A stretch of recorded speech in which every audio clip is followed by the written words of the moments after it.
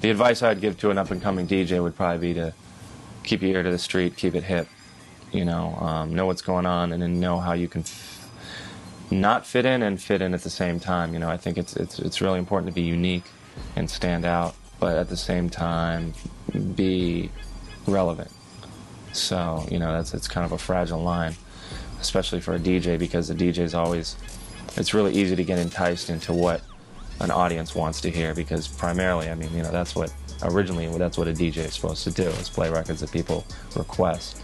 So, now in this day and age when DJs are their own artists, and it's like, no, I want to play stuff to hip you guys to some new thing. There's a balance between the two.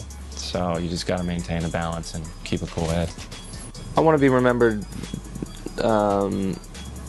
as the DJ that could tell a story with music, as kind of a storyteller without having to use MCs, kind of. If I could make that mark, that'd be cool. And, being the illest performer would be nice too, but I got a lot of competition. So, but I'm working on it. Man, I hate to toot my own horn, but, when I'm DJing for my crowd, when I play the Number Song remix that I did for Shadow, yeah, that's it right there. But also, a record I always like to play when I'm playing out is this Brazilian version of Rapper's Delight.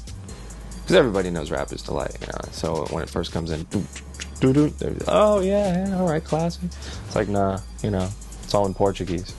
And people just go, oh man, what the hell is this? And they get open, and then samba comes in, and it gets cultural for a second. That's a pretty good one. It always elicits some kind of response, and no matter who it is, it could be like the most dunned out dude, and he'll just crumble, like, oh. The reasons I'm not featured on this J5 record, on this new one, Feedback, is because I owed Warner Brothers a record, and I had to finish it. In order to do that, I had to bounce from the project and, kind of put all my time into the record, into my solo record. So that's the reason why I'm not featured on it. I think J5's the type of group, and I've always respected this about any group, about a group that can change so much with each record. They don't stick to one thing. They don't keep pumping out quality controls, like every project, and that's to be commended. And this album's yet another departure from, their curriculum. So it's cool. It's when you zoom out and you look at the whole body of work, you see growth and a direction, and who knows where they're going to go next.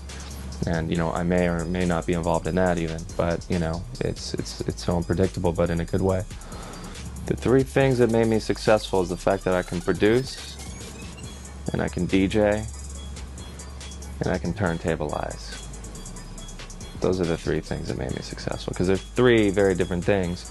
A producer can arrange a song, a turntablist can perform, and a DJ can select.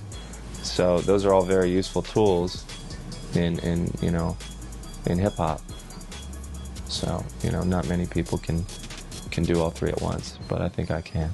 Well, or you can do them separately. But the fact is, I can bring a deep crate, and select good records to just play if I wanted to, or I can mix them all up and perform so you can watch. Or I can make a song out of all of them too, and so you can just listen to it on the CD. It's very rare when people can do all three. So yeah, I'm happy that I can. If there was something that somebody can learn from my mistake, I would say everything you do is worth something. People will try to get stuff out of you for free. Don't let them. Because I'm always just trying to, do stuff for the sake of doing stuff. So a lot of times I won't put any kind of value on it. I'll just do it, and that's that. Where there's a lot of worth and value in what I do, and so always know that, and always see what your options are for getting paid for stuff, man.